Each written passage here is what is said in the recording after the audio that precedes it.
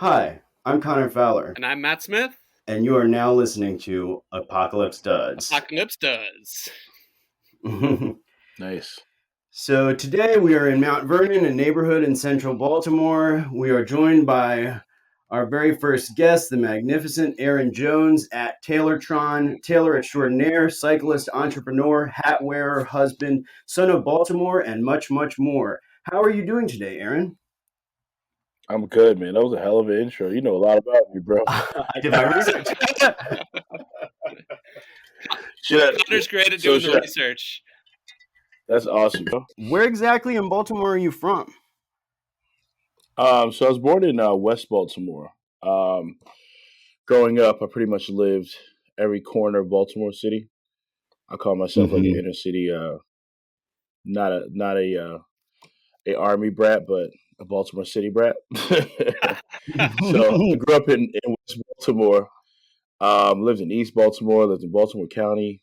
And these are all just like by default. Mom really couldn't make the ends meet, so we did a lot of moving when I was a kid. But I spent a majority of my childhood in West Baltimore. Mm-hmm. Nice. Aaron, how old are you? I'm a whopping 35, man. I'll be 35. 35 All in right, about cool. a couple months, so like 34 and a Nice. couple quarters. You know what I'm Damn. saying? I bet you've Yeah, seen Baltimore change like crazy, right? yeah, man. Like when I was a kid, my grandparents came up during the Great Migration from Greenville, North Carolina, Oh, okay. and essentially what they did was, once they got here, they pretty much started um, just started their own businesses. Like my grandfather Yeah. was an Arabber. Like he bought fruit. Mm-hmm. He had Can you Oh, tell us produce. what an okay. Arabber They had him in a is? car. So an Arabber is essentially the fruit man, right? Okay. Um, probably mostly in West Baltimore. There's tons of stables. Back in the day, Baltimore was definitely an agriculture kind of city. But it was also one of the largest ports in the East Coast. So to make ends meet, my grandfather, my uncles, and pretty much everybody was old enough to work. They had a stable in West Baltimore, not far from Hollis Market. And then every day they would throw fruit on the back of this basket on this wheel drawn cart, and they walk them down the streets, and they say watermelon, peaches, peaches, just yelling up and down the street, singing music. And I remember, as far as I can remember as a kid, I would be like in the cart handing people fruit. It's probably the coolest thing ever at that point. But I think that's where my entrepreneur spirit came from.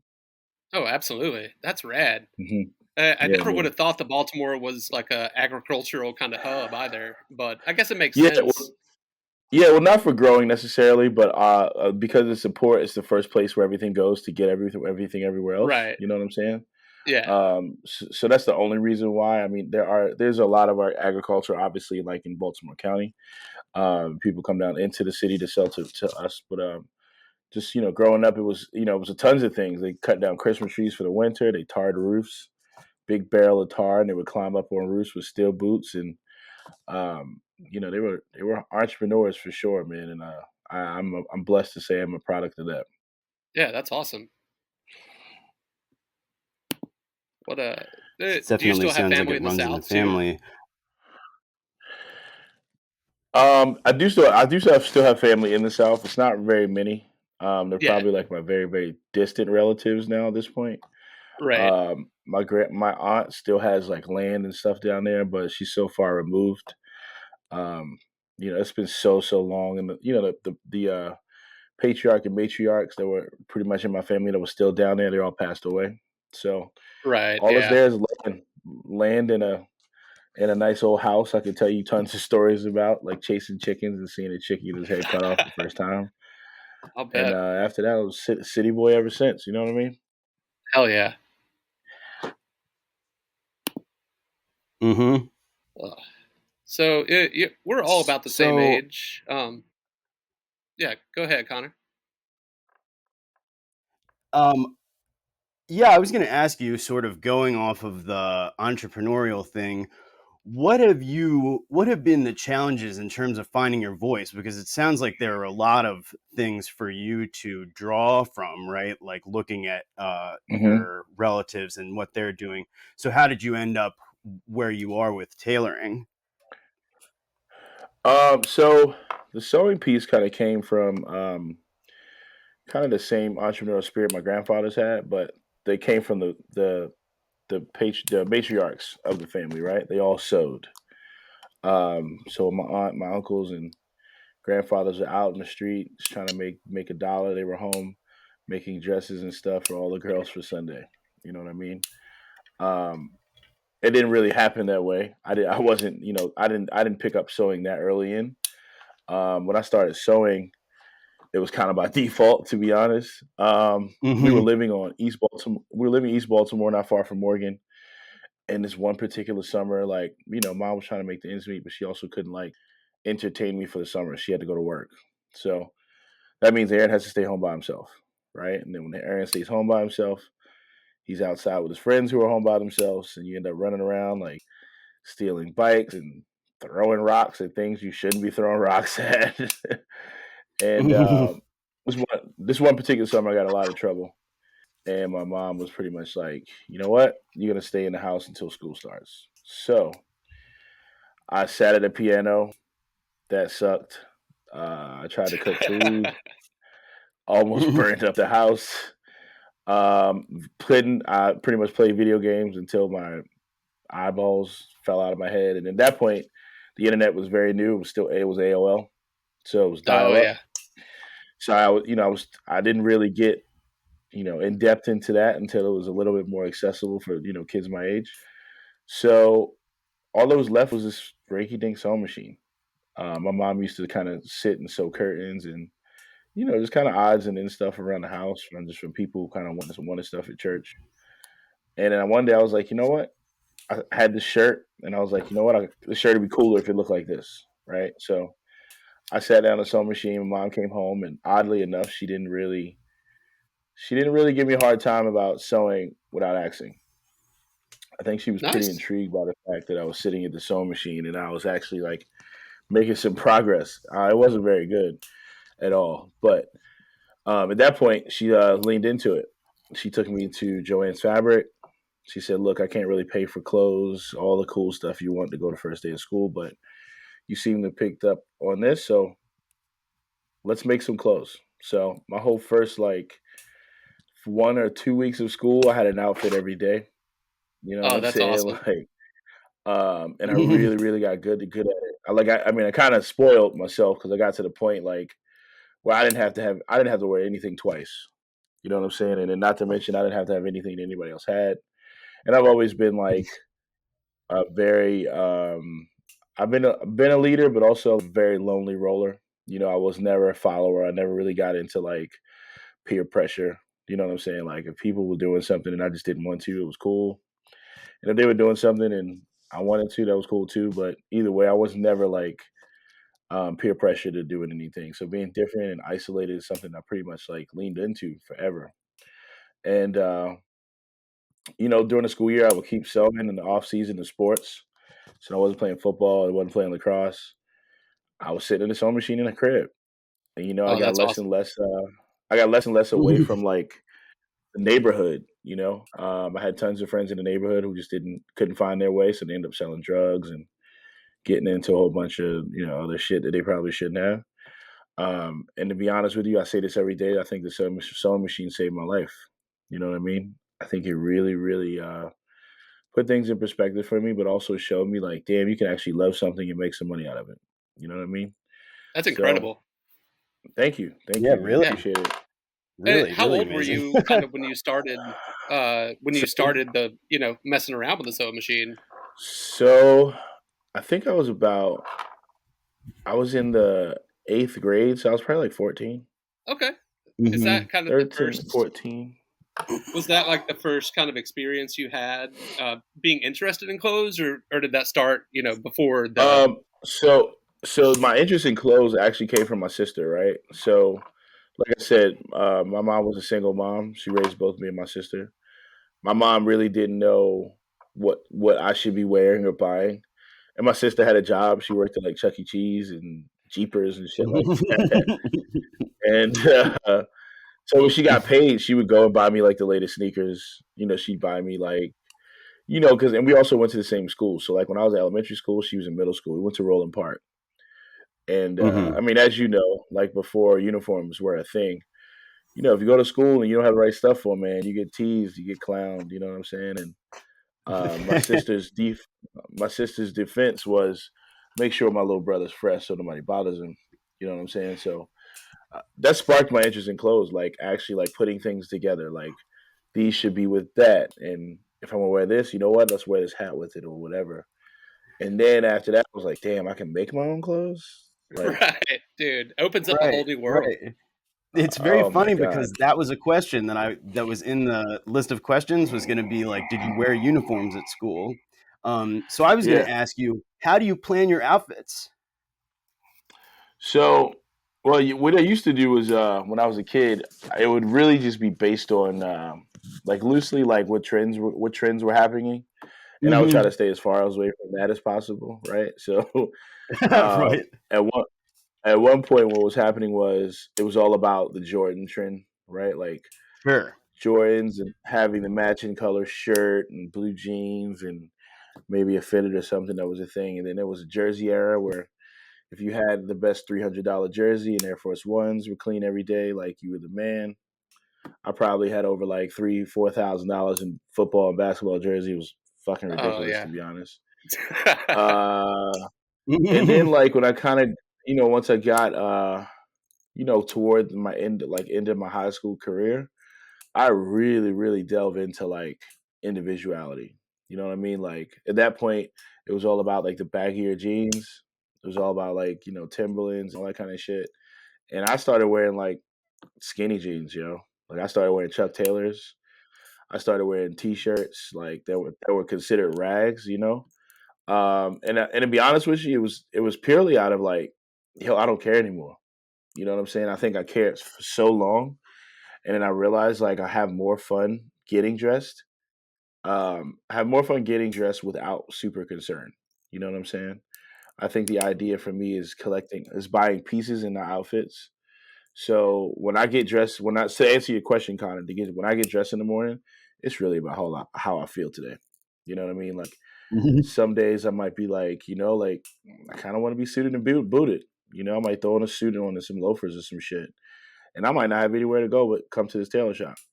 And there's other days where I might throw on like, I might get back into that like jersey thing. Like I still like jerseys now because wear a basketball jersey and some shorts and it's comfortable. And at 35, like you get to a point where some things don't really matter as much. But I think being a business owner kind of helps that too as well. You know what I Yeah, mean? totally. Um, and specifically being a business owner that works in the clothing industry, right? So, for example, like Michelin star chefs, they leave work and they love going to Taco Bell. You know what I'm saying? Like they can't wait. They can't wait to get the shitty food. They want to eat Cheetos and shit. They're not like going home preparing like Wagyu fillets and fucking fingerling potatoes. It's not what they're doing. Because we're around it all day, and our focus is to make sure that the world is happy by way of the talent that God has given us. So, to be honest, I do have pockets of time like where I'm getting up in the morning and I'm like being considerate about what I'm wearing. But obviously, like with so many factors, you gain in weight and where you going to work, what kind of types of events you're hanging out, who are your friends these days. All these things have a huge influence on how you present yourself. So lately, I'm pretty much spread thin across the board in all of those factors. So it depends on what day of the week it is. You know what I'm saying? Like one day I might be, like I said, I might want to dress up like Dapper Dan, and another day I might be some bum on the street. You know what I Yeah, mean? man. I think that's how it should be. Like people that get too wrapped up into one particular thing. Like, I mean, I think everybody's done that, but Yeah, it's more enjoyable for me too. Like, especially as I've gotten older, that like, oh yeah, like I can, I can throw on a pocket tee and like a pair of jeans, or I yeah, can, I can. Well, I always have a jacket on, but like for sure. it's just one of those things. It's also really funny to me, like going back to something you said a few minutes ago, how many people that are in the clothing industry and or interested in clothes start with sneakers. Because I definitely Yeah, did, yeah, like as a kid, like yeah, that was the shit when yeah. we were growing up. For sure, for sure. I mean, that was the gateway, right? Like, who Yeah, gives a fuck about anything else you have? If you got on a fresh pair of feet, right, shit, you can have exactly. on a holy t-shirt and all kinds of shit. Doesn't even matter. You know what I mean? So, Yeah, man. I think now though, it's like, it's changed so much.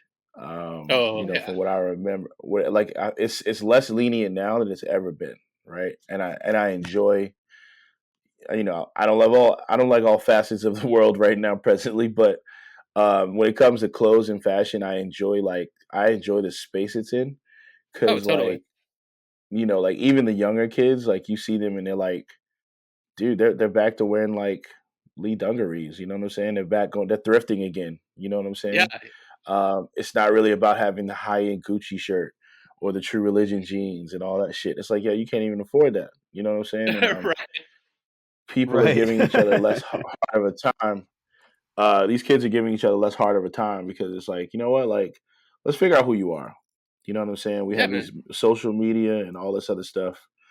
And now I think people's talents and their individuality is so much louder than their wealth and their worth. You know what I'm saying? Right, for sure. Where people aren't really so heavy into fashion, but the people are very respectful of it. So I enjoy it immensely. Hell yeah, it opens up a whole new world and kind of allows an escape to, like, oh, I Hmm. can I can look at this cool shit that I made in your case, or Right. or I can think about how fucked up everything is right now. Like, Exactly. okay, I'm gonna look Exactly. at the cool And shit. right. Let's focus on the things that matter. You know what I'm saying? Yeah, man. Did you do a lot of secondhand shopping and thrifting like when you were coming up, or Oh yeah, for sure. I was is it? uh I was ahead of the thrifting curve. You know what I'm Oh hell saying? yeah! Like Is I Hmm. that was where ahead you of would the get some thrifting of the curve. stuff to, like, to Oh fix up yeah, for to yourself? repurpose. Yeah. Yeah, man, for sure. Like I couldn't really like obviously mom couldn't pay for shit, right? So she tried her best, but the same experience happened again. Like went to a thrift store and she saw I was taking a liking to it, and she would go to the thrift store and like, yo, here's $30, go crazy. You know what I'm saying? And then it felt like a game. You know what I mean? Like you got $30, you're in this thrift store, and you walk out with a haul. You know what I'm saying? Like, and at that point, I was doing a lot of like I was buying corduroy blazers. Like I was buying like old school like Wranglers, dungarees, shit like that, wide legs, right? Yeah. And I would wear a hoodie under the blazer, like, and I would go crazy. You know what I mean? Yeah, man. And it was so fun. It was so fun. And now I go into a thrift store and I get anxiety. I'm like, shit, it's like too much going on here. Like Dude, I'm I like feel you. freaking out. I got a buddy named Sharif. He's a thrifter, man. Like he goes like these thrift cons and he sells at these shows and all of that. And the world is so the thrift world is so like advanced now. You know what I'm saying? Like, Oh, it definitely and just is. like everything else, you know what I mean? Like, I remember being able to find like an old band T-shirt, and it was always going to be $8 to $10, and now they're like $4.50. You know what I Right. mean? Oh yeah. And I understand the market shifts and changes and shit like that, and I respect it. But at the end of the day, it's like I don't shit $4.50. I need to go into a designer store. You know what I'm saying? Right. Um, like I just can't justify. And I understand the character and how long it's been cycled in the world. I had this concept before about thrifting clothes. I wish each one of them had like some type of barcode to tell a Oh, story dude. about where it's been, right? Like how many people have touched this, or like this shirt had eyes, how many concerts, or like how many like relationships it's been through, and how many spins in the washer, Like I wish there were some stats on things you find in the thrift store. I thought that shit would be fucking amazing, but Oh, that would you be know, incredible. yeah, man. But I think not knowing just leaves room for an imagination. You know what I'm saying? For Um, sure. and I think people should also think about that. Like in the past, in the past, I have sorry. In the past, I have I've like collected clothes and handed clothes down, and since I become a tailor, um, and it's shocking nobody talks about this, but the term clothes waste is a real thing, right? How many Oh times do yeah. people put this bag of clothes in a bag and they're gonna take it to the thrift store or the Goodwill, and it never makes it there. It just goes to the trash. So yeah, since I became a tailor, I really realized clothing waste is a thing. And being a tailor, what I try to do is motivate people to like, yo, let's save the garments that you spend your money on. So instead of buying like a new pair of jeans or a new shirt, like let's educate people on what can be fixed and what can we save. You know what I mean? It's a newfound respect for how clothes should be respected, but it's also something that people never pay attention to. You know what I'm saying? There's people outside that are homeless looking for clothes to wear.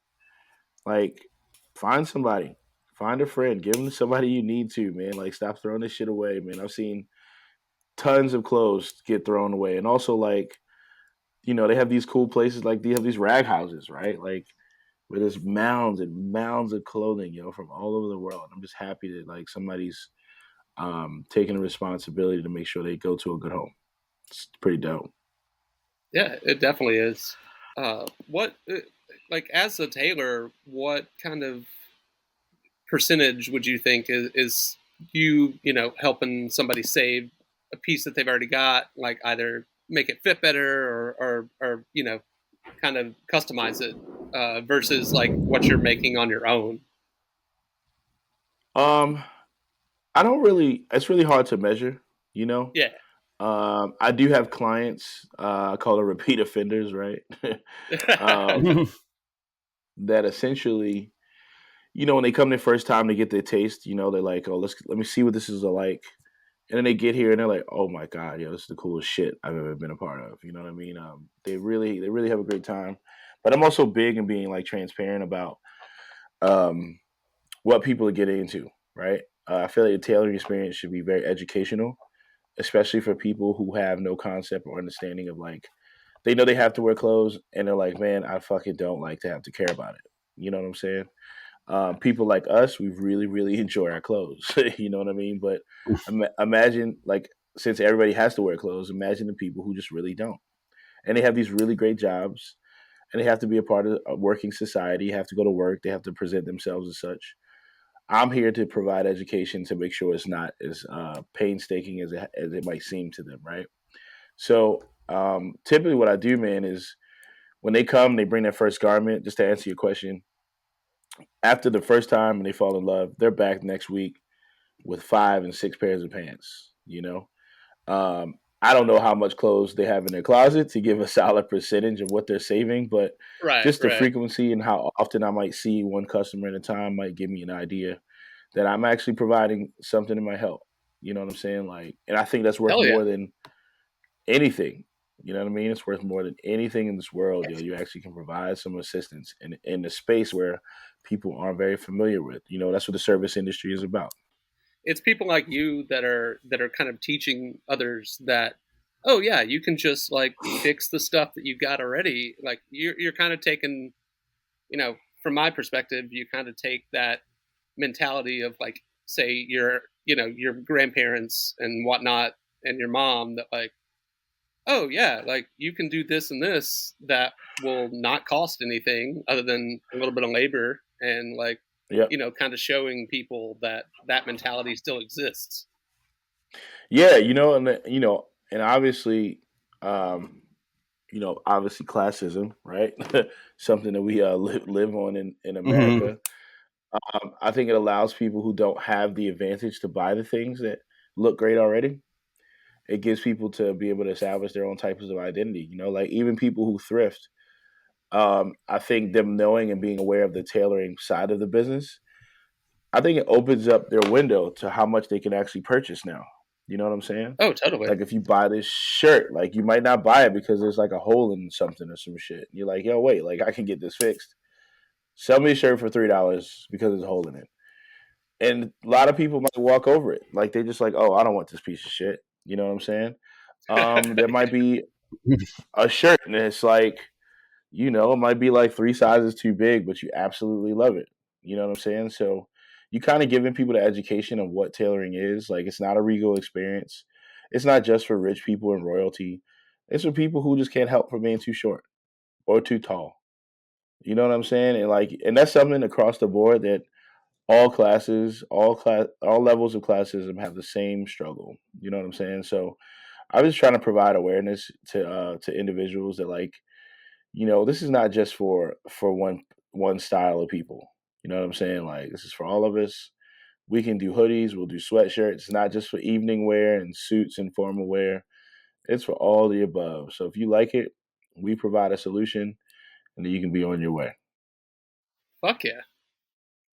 Yeah, man. Aaron, I was going to ask you if there is a sewing machine that you have been longing after.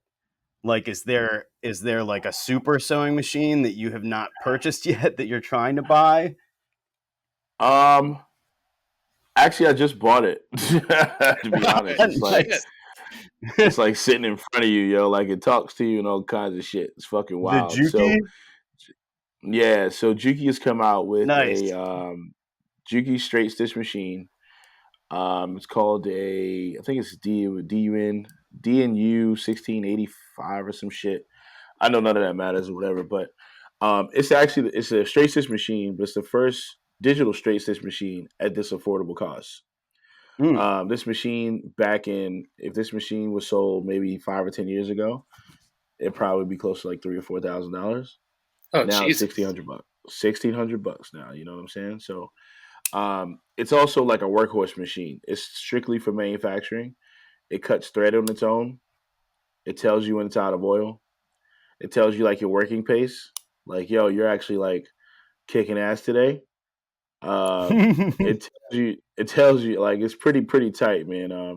And it's really like just from a production standpoint and getting work done, like you never conscious about what the bottleneck is when it comes to time. And then the bottleneck sometimes Mm. for sewing is like me having to stop, take a pair of scissors, snip them, put it down, pull it from the machine. This machine will lift the foot up automatically. It cuts the thread. It is fucking insane. So as of now, that's the one that's on my radar, and it's mainly because of needs. Obviously, there's some other machines that I would really love to have, but as of now, like that's pretty much the one and only at the moment. Yeah, I was curious. It's like sewing machines are something I really don't know very much Can we about. pause this? Can we pause this for a second? Somebody's knocking at this door. Unfortunately, Yeah. can you Hell yeah. Oh, hell yeah. you know what I'm Definitely get the saying? neon sign. Because I sent Yeah, Matt a bro. picture of the space out there. It looks great, Yeah. man. It looks great Yeah, in it's here. incredible, dude. Thanks, man. It's been a long time coming, to be honest. Like this entire shop, man. Like I've been here for about 7 years now. And my advice to all business owners, like just from this experience right here, like the only way to eat an elephant is one piece at a time. You know what I'm saying? Mm-hmm. Right. This shop has gotten to this point just like one step at a time, man. You paint one wall one day, paint another wall, add some pieces here, like refine and repeat, refine, polish, repeat, refine, polish, repeat. You know what I'm saying? And over time, man, like we've become like probably the number one tailor right here in Baltimore City, and it's been amazing. Easily. Um, I don't have a lot of employees. I have one sewer, and then I have one of my buddies. He works the front of the house for me. It's kind of a huge help. And the way we kind of managed all that, like last month, we saw 70 people, 70 clients, right? So, Dang. Wow. and that means we sold over 100 pieces of clothing, right? Because 70 people, they all have like three or two or whatever. Um, and the way we do it, man, is essentially with efficiency. You know what I'm saying? Like, it's not really about the big team and the fast team. It's about the team that has the best strategy. You know what I mean? Totally. So, I figured if I could work on reaching my ceiling with only 3 employees, and with this strategy, I can assume that like if I had like 4 and 5, I'd be I'd be a monster. You know what I Yeah. mean? You're So just kind of building on top of what you got your base level and you're just going to keep building up on that.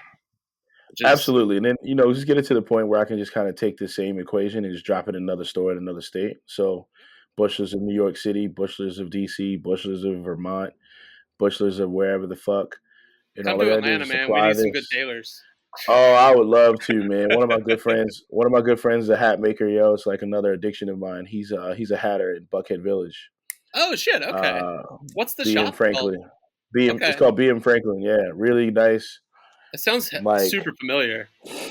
you probably seen it before, probably seen it on Instagram or something like that. He's a Yeah. super cool dude, man.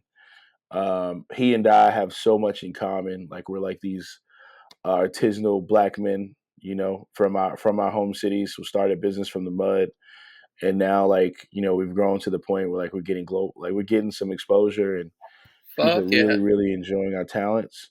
And then in the future, like I've talked to him about it. He's like, "Yo, come down here with me. We can do this shit together." And I'm like, "Dude, let me get this one working first, so that way I'm not gonna close this and move it. I need Yeah, to have yeah, two yeah. of them." Like, you know what I mean? Totally. So it's fun, man. It's a lot of fun. The shop has been. It's essentially like my man cave. I live across the street, so when I want to just get away for a minute, kind of just do my own thing. If I want to sew and be creative, I want to watch football with my buddies. Like this is my basement. You know what I'm saying? It just happens to be where I handle my profession. So it's a blessing, man, and I love this place. It's been a long time coming, and I'm sure we'll have more. Add more things and subtract more things along the way, but it's just a great part of the process, man. It's so much fun. I mean, there are some dark days where things are like you're not really sure if you can actually finish, if you actually have the wherewithal to get through some things, but it's so many positive days, man. Seeing people's faces when they leave here and they're satisfied about the clothing and stuff they brought here, the service, and how much we have attention to detail for what they need, but also providing them like we're real, like one on one, like yo, you don't need this. You know what I'm saying? Like I feel like service providers they struggle because they're so interested in making the money, and they don't realize that they'd make more money if they just be honest with people. You know what I'm saying? Like don't take this person's money if you can't do this job. You know what I mean? That's one thing. And then the other side is like tell them what they're doing. Like how many times have we gone to a mechanic and they say all these words about pieces in the car that we have no idea what it means. Like I don't know what the fuck a catalytic I don't know what a catalytic converter is. I don't know what the fuck that is. Like you would tell me, oh, you need a catalytic converter and your pistons aren't turning right. So you're gonna need to get a dude, just stop the car from making noise. And then they take 7 grand from you. They take 7 grand from you, and then later on, you go to somebody else, and they're like, "Yo, you just need a fan belt, man. Yeah, two right. hundred bucks." Right. You know what I'm saying? So Oh, the transparency and honesty in the service industry, man, has been my saving grace since how we get customers through the store to make sure to like, yo, let me tell you what you're paying for, yo, and this is why this costs this much money, and this is how long it takes. And then if there's a chance that I'm not going to be done on time, I'm gonna make sure I tell you in advance on time that we're gonna need a day or another hour or something like that. And it just makes everybody's life easy. You know what I mean? I feel like if people just had a little bit more humility and um, less like personal gain out of every goddamn thing, I think the world would be a better place. So you if you I fucking can't said make the it. world a better place, yeah, if I can't make the world a better place, I can make sure the shop is. You know what I'm saying? So, and that's just like one piece of the world, man. It can be a little better than most. So that's me doing my part. Hell yeah. Yeah. And Connor, I think you had a question, Yeah, right? I was gonna end by asking you, Sweet. I looked through your Instagram. You Yeah. must have you must have at least 20 hats. What is your favorite hat? Oh shit. Oh man, that's to be honest, this is one of them. Nice. What is it? This What does is it say? it's Tyson. So it's Tyson chicken, right? Oh, Tyson Like, chicken. Nice, local. yeah, this is one of yeah, it's probably one of my favorite hats. I have over probably 40 plus hats. Uh, Eh, but like brims. Like I have like some really interesting hats. Like the people are like, yo, what the fuck? Only Aaron can pull that off. And then I have some hats that like I have some hats that are like sentimental to me. Like Sure. I've worn a hat since I was shit, like a really really small kid. When I went out the house, my mother would really really give me a hard time if I left my hat somewhere, if I didn't wear one before I left, and she did that all through my life. Like even as an 18-year old man, like where's your hat? And I'm like, dude, like, and my grandfather used to say, he used to use this like kind of haiku kind of thing. He said, you need to protect your brain. He says you need to wear a hat on your head because you need to protect your brain. It's like your helmet, right? and I never really like took it that serious, you know. It was kind of just like, oh, this is like silly grandfather saying shit. Just kind of doesn't make any sense, whatever. And then later on, I realized I was so attached to it, and it wasn't because they enforced, you know, they were kind of like enforcing it, but it's kind of a gentleman's thing. You know what I'm saying? Like wearing a ball cap, man, wearing a nice brim, yo, on Sunday afternoon, going to church, and like, you know, it's kind of a gentleman's call to standard. Like also like my grandfather used to say, yo, a man wears a watch. You know, a man who doesn't wear a watch has no concept of respect for time. So like these kind of small things are just kind of things that like are really mean the most to me, and I'll obviously pass them down to my son someday. But as far as my hat's concerned, man, like I love all of them. You know what I'm saying, man? I've got some crocheted ski mask and shit, yo. Like I've got hats that have like wild leather laces, yo, to wrap around the chin, yo, like on some Buffalo Bill shit. Like I've got some great cowboy hats. You name it, man. My buddy Brandon, he's a hatter, yo. Like I I have a problem every time I see him. I'm like, yo, I need this one, I need that one, I need this one. And Alicia's like, look, you gotta relax. Like these are like six and $700 hats, yo. You need to chill out. Like so um it's hard to say, man. Right now my other favorite one is I have the hat I got married in. It's Right, a that's a great black, one. Did you yeah, make so that it's a tux? Did you make the tux? yes, I made the tuxedo. Yeah, very, very Brandon well made the done. hat. Thank you, man. Brandon made the hat for me. It's actually it's a beaver. So it's a beaver, and it's actually like stiff as a board. Like it's like Lord Raiden style. Like you know what I mean? Like straight, flat, high and tight. Has a moat crown at the top, like a little divot. Like you can actually pour water Mhm. in and never comes through.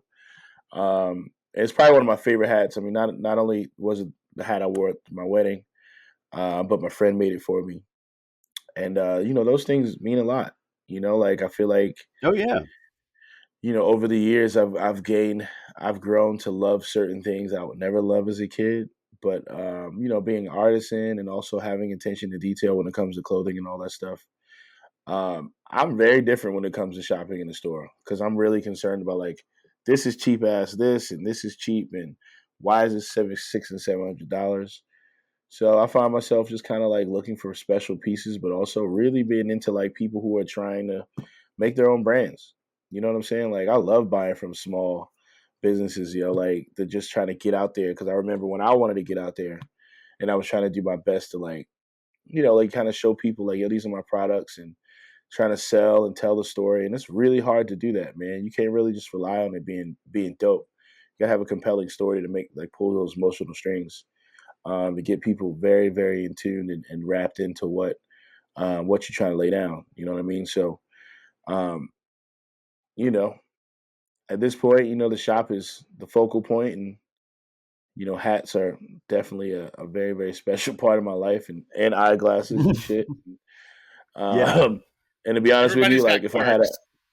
yo, if I go yo glasses, hats, I can be naked. If I got that shit, I'm good.